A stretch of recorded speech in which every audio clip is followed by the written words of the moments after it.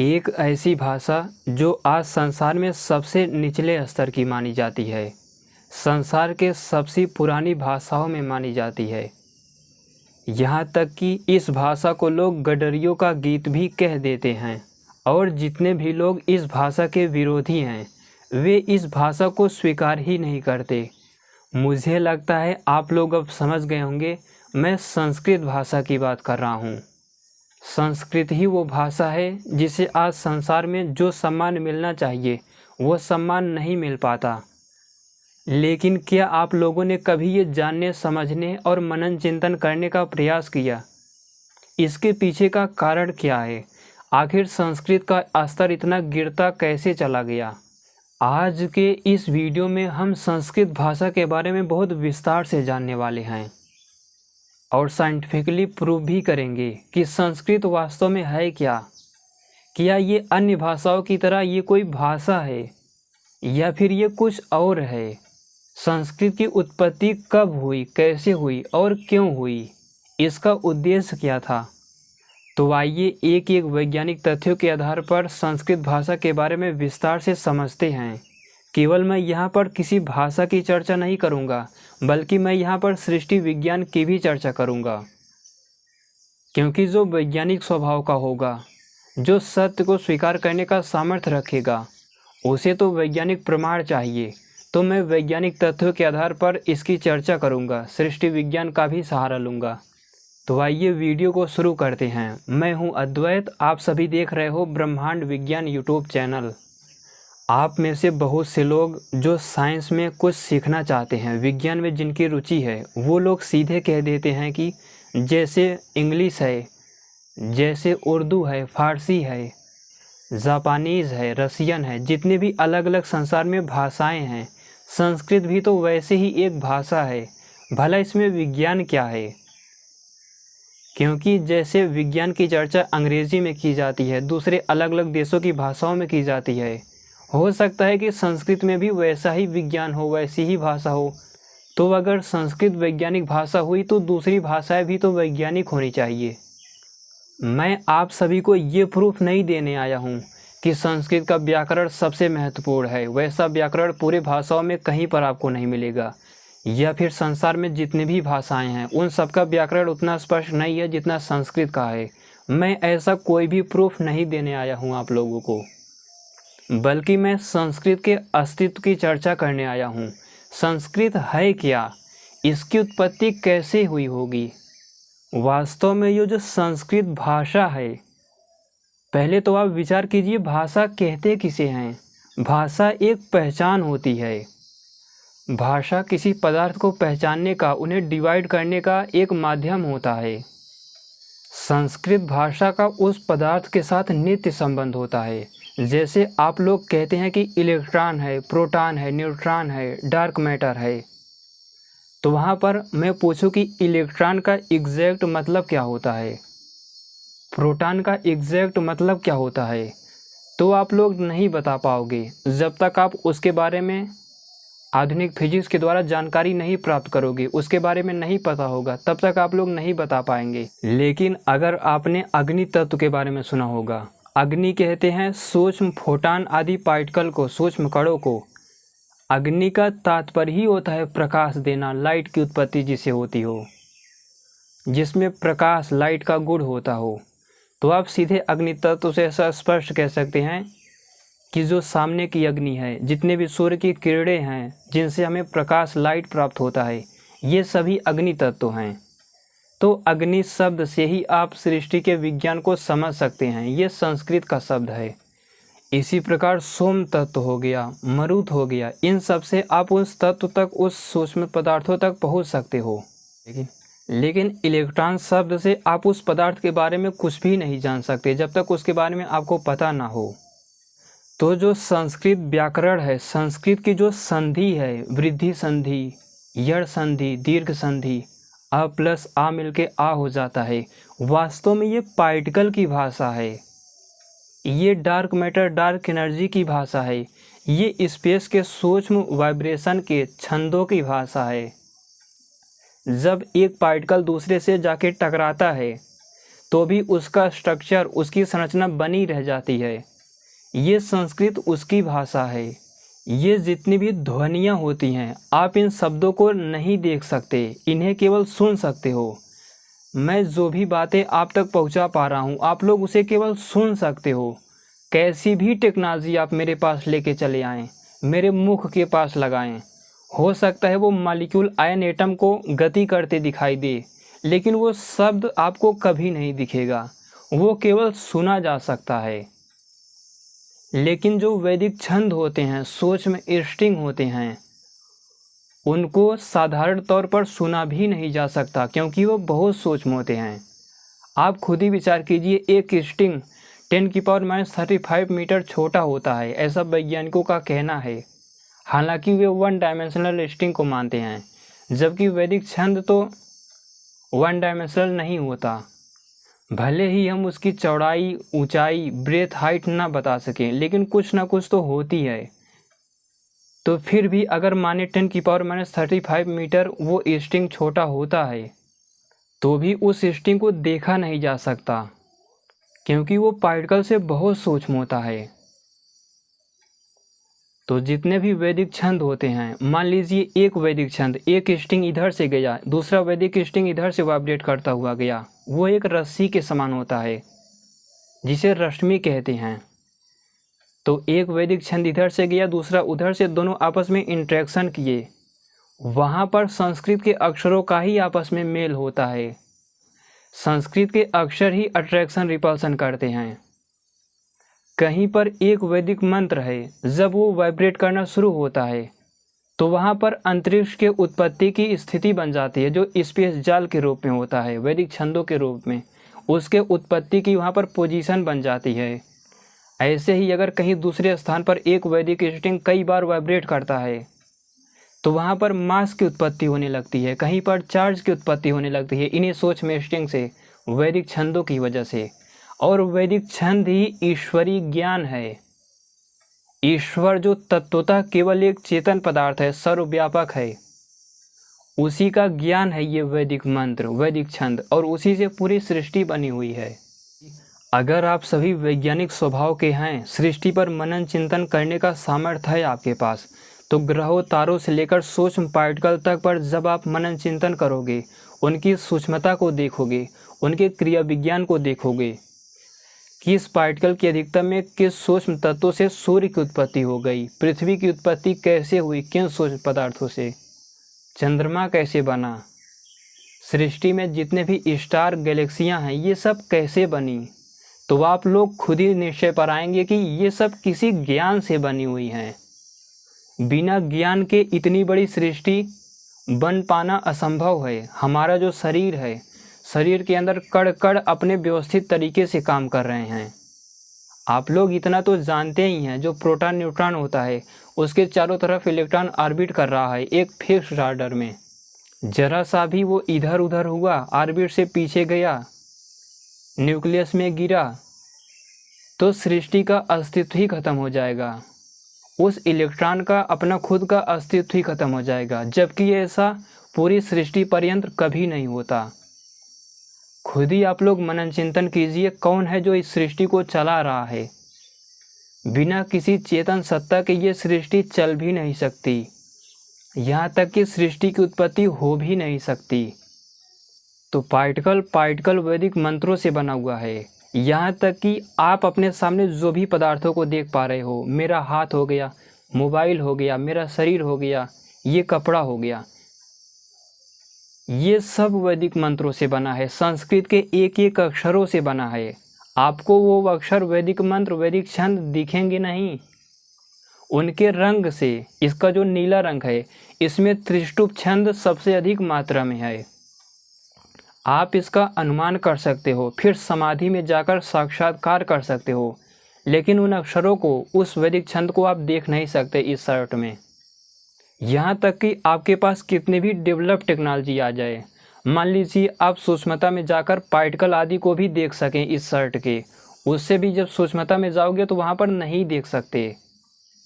इस शर्ट के भीतर डार्क मैटर, डार्क एनर्जी भी है अपनी सूक्ष्मता पर, स्पेस का जाल भी है, सभी पार्टिकल भी हैं वहाँ पर उस सूक्ष्मता पर। वैदिक छंद भी हैं, लेकिन उन्हें समाधि में स्थित होकर जाना जा सकता है, देखा नहीं जा सकता। इस सृष्टि में भी जिस जिस स्थान की जिस जिस सूक्ष्म पदार्थ तक आप कल्पना कर सकते हो, सब वैदिक छंद हैं, सभी सूक्ष्म स्ट्रिंग हैं, सभी पार्टिकल हैं। अभी हम लोग अपने सामने के दृश्यों को देखते हैं तो विश्वास नहीं हो पाता, लेकिन जब आप गैलेक्सियों की जानकारी रखने का प्रयास करोगे, गैलेक्सी में कितने तारे होते हैं, एक गैलेक्सी पार करके दूसरे गैलेक्सी में जाने में कितना समय लग सकता है, ब्रह्मांड में कितनी गैलेक्सियां हैं, ब्रह्मांड है कहाँ तक। ईश्वर खुद से सृष्टि को नहीं बनाया है, उसने प्रकृति से इस ब्रह्मांड को बनाया है, हम सूक्ष्म चेतनाओं के लिए। आप लोग खुद ही विचार कीजिए, जब ब्रह्मांड नहीं बना था, सबसे पहले ब्रह्मांड की उत्पत्ति हुई। ब्रह्मांड की उत्पत्ति के बाद ग्रह तारे गैलेक्सियां क्रम से बनना शुरू हुए। हमारे पृथ्वी की भी उत्पत्ति हुई। इस पृथ्वी के जैसे अनगिनत पृथ्वियाँ इस सृष्टि में हैं। किसी सूर्य के, किसी तारे के चारों तरफ चक्कर लगा रही हैं, वहाँ पर भी हम जैसे लोग रहते हैं, जीवात्माएं तो रहती ही हैं। जब आप इन सब पर अनुसंधान करोगे, मनन चिंतन करने का प्रयास करोगे, तो आप लोग खुद ही निश्चित हो जाओगे कि पूरी ईश्वर की सृष्टि ज्ञान से बनी है। तो जब ये पृथ्वी बनी, उस पर वृक्ष, पशु पक्षी आदि धरती के अंदर से उगे, उसी तरह पृथ्वी पवित्र, उसकी मिट्टी मुलायम होने से पृथ्वी के अंदर से मनुष्यों की भी संरचना बनी। वे भी धरती के अंदर से फिर बाहर निकल आए, वृक्षों की तरह चलने फिरने लगे, दौड़ने लगे। तो आप लोग खुद ही विचार कीजिए, उस समय सबसे पहले ज्ञान कहाँ से आया होगा। अगर ये भी मान लें कि सृष्टि में जो वैदिक छंद हैं वे गूंज रहे हैं, उनको सुनकर उन ऋषियों ने ग्रहण कर लिया, यानी उन ऋषियों ने पार्टिकल को सुना, सूक्ष्म स्पंदनों को सुना, वायु तत्व को सुना, वैदिक छंदों को सुना, स्ट्रिंग को सुना, लेकिन उन्हें उनकी कोई जानकारी नहीं थी। ईश्वर ने सबसे पहले किस भाषा को उन्हें जनाया? जो भाषा थी जिसके माध्यम से वे सृष्टि विज्ञान को पूरी तरह समझ पाए, वो भाषा है संस्कृत भाषा। संस्कृत ईश्वर की भाषा है। संस्कृत आपकी भाषा नहीं है, संस्कृत मेरी भाषा नहीं है, संस्कृत किसी ब्राह्मण की भाषा नहीं है, संस्कृत किसी हिंदू की भाषा नहीं है, संस्कृत इस पृथ्वी की भाषा नहीं है, या फिर केवल इस गैलेक्सी की भाषा नहीं है। संस्कृत पूरे ब्रह्मांड की भाषा है। संस्कृत ईश्वर की भाषा है। वैदिक मंत्र ईश्वर का ज्ञान है। कभी आप वेदों को अपने हाथ में लेकर देखिए, ऋग्वेद हो गया, उसके वैदिक छंदों को देखिए, उसका ऋषि क्या है, देवता क्या है, वैदिक छंद क्या है, उसका स्वर क्या है। जो उसका स्वर है, षडज, ऋषभ, गांधार, जिस स्वर में वैदिक मंत्रों का वेद पाठी उच्चारण करते हैं, उसी स्वर में इस सृष्टि में वैदिक मंत्र, वैदिक छंद उत्पन्न भी होते हैं।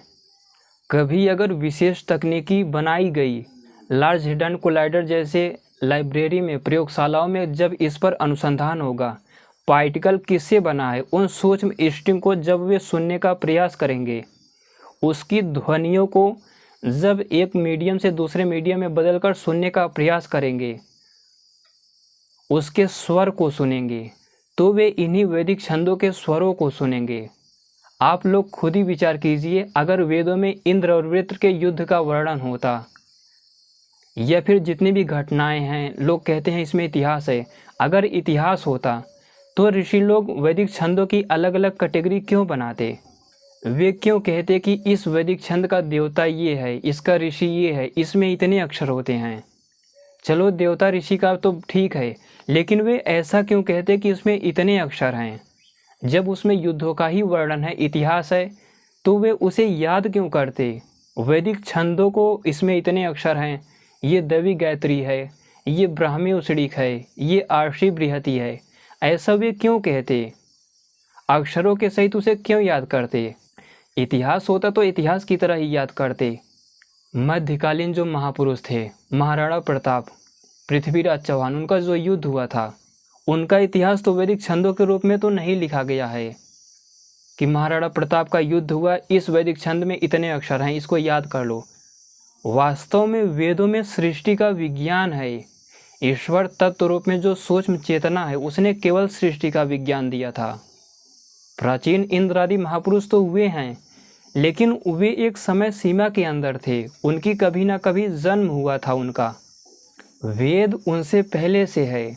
मैं ये भी नहीं कहूँगा कि वेद 10,000 सालों पहले से है, 20,000 वर्ष पहले से है, 1 करोड़ वर्ष पहले से है, या फिर मैं ये भी नहीं कहूँगा कि वेद सृष्टि के आदि से है। वेद नित्य है। ईश्वर का अंत कभी नहीं होता। ईश्वर का ज्ञान भी हमेशा रहता है। तो वेद नित्य है। वेद आया गया, लुप्त हो गया, ऐसा कोई भी नहीं हो सकता। ऐसी स्थिति हो ही नहीं सकती। हो सकता है पुस्तकों को जला दिया जाए, हमें समाप्त कर दिया जाए, लेकिन जो ईश्वरीय ज्ञान है उसका अंत कभी नहीं होगा। इस पृथ्वी से भी विलुप्त हो सकता है, लेकिन पूरी सृष्टि में जो ईश्वरीय ज्ञान है वो उसका अंत कभी नहीं हो सकता। अगली सृष्टि बनेगी, फिर यही ज्ञान रहेगा।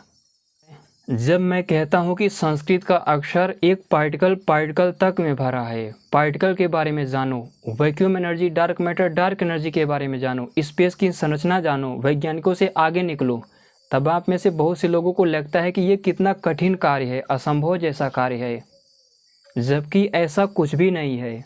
अगर आपको संसार में रहना है, अपने साम्राज्य का विस्तार करना है, तो आपको वैदिक विज्ञान का अध्ययन करना ही पड़ेगा। वैदिक छंदों के विज्ञान को अच्छी प्रकार से समझना ही पड़ेगा।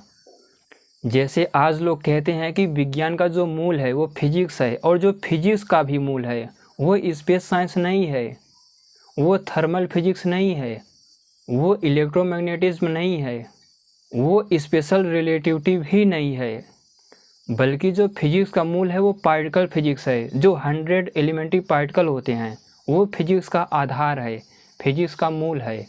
लेकिन अगर अब सोच में इंस्टिंक्ट को सिद्ध कर दिया जाता है, प्रूव कर दिया जाता है, जो वैज्ञानिक इंस्टिंक्ट थ्योरी वाले कहते हैं कि पूरी सृष्टि सोच में इंस्टिंक्ट से बनी हुई है, पार्टिकल भी इटर्नल नहीं है, इंस्टिंक्ट से बने हैं। अगर ये प्रूव हो जाता है तो फिजिक्स का जो बेस हो जाएगा वो पार्टिकल से हटकर इंस्टिंक्ट हो जाएगा। इसी प्रकार जो वेदों का मूल है, वेदों का जो भौतिकी है, आधार है, वो वैदिक छंद है। देवी गायत्री में 1 अक्षर होते हैं, देवी उसड़िक में 2 अक्षर होते हैं। आप ऐसे ही तालिका बनाकर उन्हें लिखकर याद कर लीजिए। मैं आपके सामने एक तालिका लगा दे रहा हूँ, इसका स्क्रीनशॉट ले लीजिएगा। मैंने अलग से भी एक तालिका बनाई है सभी वैदिक छंदों की, उसको भी यहाँ लगा देता हूँ, उसको भी लिख लीजिएगा। अगर आप वैदिक छंदों की तालिका को याद कर लेते हो, किस पार्टिकल में कितने वैदिक छंद, कितने स्ट्रिंग होते हैं, उनका क्रिया विज्ञान क्या है, कितने अक्षर होते हैं, कैसे कार्य करते हैं, अगर इन सबको आप समझ लेते हो तो एक बड़ा से बड़ा वैज्ञानिक उस तरह सृष्टि की व्याख्या नहीं कर सकता। कितना भी बड़ा थ्योरेटिकल फिजिसिस्ट हो, जितनी अच्छी प्रकार से आप कर सकते हो सृष्टि की व्याख्या।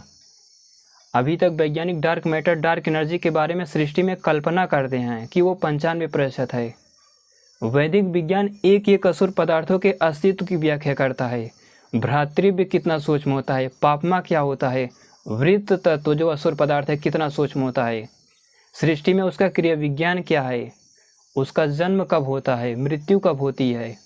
जो भी वैज्ञानिक कहते हैं कि जितने भी फंडामेंटल पार्टिकल हैं वे इटर्नल हैं, ये सरासर गलत है।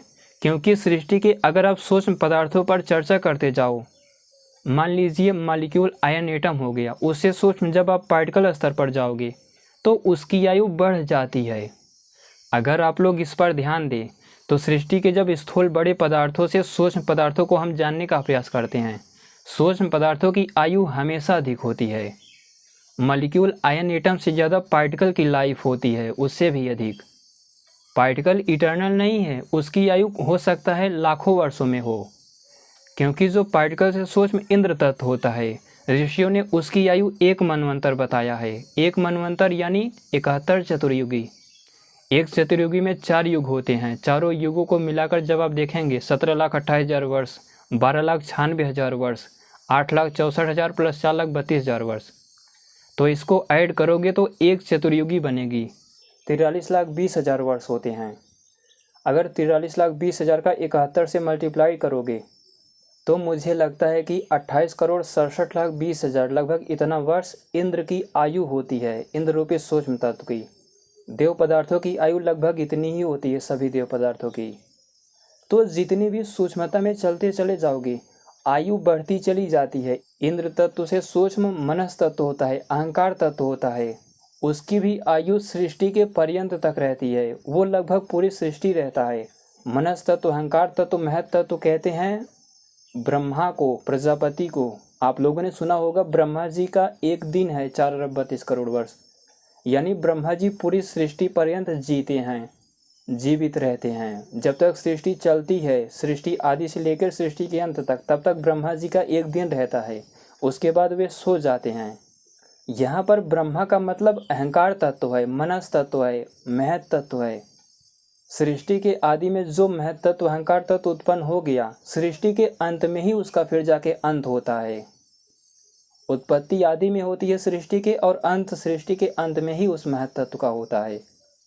उससे भी सूक्ष्मता में जाओगे, जो प्रकृति है, इनिशियल स्टेट ऑफ यूनिवर्स, प्रारंभिक अवस्था, उसका अंत कभी होता ही नहीं, काल से परे है वो। तो ब्रह्मा जी भी सो जाते हैं, उनका भी अंत हो जाता है, फिर अगले सृष्टि में जागृत होते हैं, उत्पन्न होते हैं। लेकिन जिससे उत्पन्न होते हैं वो प्रकृति, उसका कोई आदि नहीं है, ईश्वर ने भी उसको नहीं बनाया, समय से परे है वो, उसकी कोई आयु होती ही नहीं, ईश्वर की भी कोई आयु नहीं होती, सूक्ष्म चेतनाओं की भी, जीवात्माओं की भी कोई आयु नहीं होती, जिसे ईश्वर का अंश कहते हैं। वो भी सनातन है, जीवात्माएं भी, हम लोग सनातन हैं, हमारा भी कोई अंत नहीं होता। तो आप लोग वैदिक विज्ञान का एक सिद्धांत स्पष्ट रूप से याद कर लीजिएगा। सृष्टि में जितने भी सूक्ष्मता में चलते जाओगे, मॉलिक्यूल, आयन, एटम से पार्टिकल, उससे सूक्ष्म vacuum energy, dark matter, dark energy. Dark matter, dark energy की एज, आयु पार्टिकल से बहुत अधिक होती है, और डार्क मैटर या वैक्यूम एनर्जी से भी सूक्ष्म जो स्पेस होता है, उसकी आयु अपने स्थूल पदार्थों से अधिक होती है। स्पेस भी सूक्ष्म प्राणों और छंदों से बनता है, तो स्पेस से भी अधिक आयु सूक्ष्म प्राणों व छंदों की होती है। प्राणों व छंदों से भी अधिक आयु ब्रह्मा जी की होती है, महत तत्व की, अहंकार तत्व की होती है, जो कि सृष्टि पर्यंत रहते हैं। उनसे सूक्ष्म फिर है प्रकृति, जिसका कोई आदि नहीं है, उसकी कोई आयु होती ही नहीं, कभी अंत होता ही नहीं उसका। तो जितनी सूक्ष्मता में जाओगे उतनी आयु बढ़ती चली जाएगी। एक समय आएगा प्रकृति फिर ईश्वर हो गया, वहाँ पर आयु अनंत हो जाती है, फिर उसका अंत नहीं होता। तो सूक्ष्मता में चलते जाओगे आयु बढ़ती चली जाती है। कोई भी पार्टिकल इटर्नल नहीं हो सकता, पार्टिकल की आयु लाखों वर्षों में हो सकती है, उसके बाद उसका क्षय होता है। आप लोगों ने ये सिद्धांत फिजिक्स का पढ़ा होगा, पार्टिकल का क्षय होता है, डीके होता है, धीरे धीरे क्षय होते होते वो समाप्त हो जाता है। तो जो क्षय होता है, जो सृष्टि में गति करता है, जिन पार्टिकल से मिलकर सूर्य, तारे, ग्रह, गैलेक्सियां बनती हैं, हमारा शरीर बनता है, वो गति करने वाला पदार्थ इटर्नल भला कैसे हो सकता है। तो जो संस्कृत है, संस्कृत का एक एक अक्षर से पार्टिकल बना हुआ है। पार्टिकल हो सकता है कभी किसी विशेष टेक्नोलॉजी से आप उसको देख लें, लेकिन जब उसके वाइब्रेशन को आप सुनोगे, ये इतना सरल नहीं है। पार्टिकल को देखने से भी सूक्ष्म टेक्नोलॉजी चाहिए उसे सुनने के लिए। तो जब आप उसे सुनने का प्रयास करोगे वाइब्रेशन को, तो आप संस्कृत के अक्षरों को ही सुन सकते हो, सुनोगे, वैदिक छंदों को ही सुनोगे। ऐसा कोई योगी भी कर सकता है, बहुत बड़ा ऋषि भी सुन सकता है। दूसरी तरफ तकनीकों के माध्यम से संभव है, लेकिन विशेष तकनीकी होनी चाहिए उसके लिए। यहाँ तक कि प्राचीन ऋषि मुनि लोग, असुर पदार्थ हो गया, असुर ऊर्जा हो गई, वैक्यूम एनर्जी हो गई, जिसके बारे में वैज्ञानिकों को अभी कोई आइडिया नहीं है, वे बहुत कम जानते हैं, उन पदार्थों तक को वे डिटेक्ट कर लेते थे। प्राचीन हथियार, अस्त्र शस्त्र उन्हीं सूक्ष्म पदार्थों पर आधारित थे, डिपेंड थे। अपने यहाँ के छात्र या फिर यहाँ के अध्यापक लोग, वैज्ञानिक लोग संस्कृत भाषा को, वेदों को, ब्राह्मण ग्रंथों को कोई महत्व नहीं देते, जबकि नासा आदि प्रयोगशालाओं में इस पर अध्ययन किया जाता है, अलग से इसके लिए कक्षाएं चलती हैं। किसी वीडियो में मैं इसको प्रूफ के साथ बताऊंगा कि जो चीन का अंतरिक्ष स्पेस स्टेशन है वो वैदिक ग्रंथों के माध्यम से ही बनाया गया है। हालांकि ये कोई विशेष विज्ञान नहीं है, क्योंकि जो मुख्य होता है वो सूक्ष्म विज्ञान होता है, सूक्ष्म पदार्थों की चर्चा। अंतरिक्ष स्पेस स्टेशन आदि स्थूल पदार्थों के आधार पर बनाए जाते हैं, उन पर डिपेंड होते हैं। आप अगर संघर्ष करें, सरकारों के साथ सहयोग हो, तो ऐसा आप भी कर सकते हो। लेकिन सूक्ष्म पदार्थों को डिटेक्ट करना ये अपने आप में आज वर्तमान वैज्ञानिकों के लिए भी बहुत बड़ी चुनौती है। तो यही है आज का वीडियो। संस्कृत की भाषा ईश्वरीय भाषा है। संस्कृत का जो ज्ञान है ईश्वर का दिया हुआ है। सृष्टि के आदि में सबसे पहले जब सृष्टि की व्याख्या की थी ईश्वर ने, यानी संस्कृत भाषा को सिखाया था, जनाया था उन प्राचीन महान ऋषियों को, तो ईश्वर का माध्यम संस्कृत भाषा ही थी। सृष्टि में कितने इंद्र तत्व होते हैं, कितने सोम तत्व होते हैं, कितने अग्नि तत्व होते हैं, कितनी गैलेक्सियाँ होती हैं, कौन कौन से किस प्रकार के ग्रह हो सकते हैं, इन सब की जानकारी आपको वैदिक ग्रंथों में मिल जाएगी। तो संस्कृत की भाषा सृष्टि के कण कण में गूंज रही है। आप इसे अन्यथा मत लीजिए। जो लोग भी ध्यान करते हैं, आपको इस विज्ञान को सीखना ही पड़ेगा। वैदिक छंदों को याद करके सृष्टि को उसके जरिए समझना ही पड़ेगा। तो मुझे लगता है आप लोगों को संस्कृत भाषा पर गर्व होगा, प्राचीन ऋषियों के विज्ञान पर भी। यही है आज का वीडियो। पूरा देखने के लिए धन्यवाद।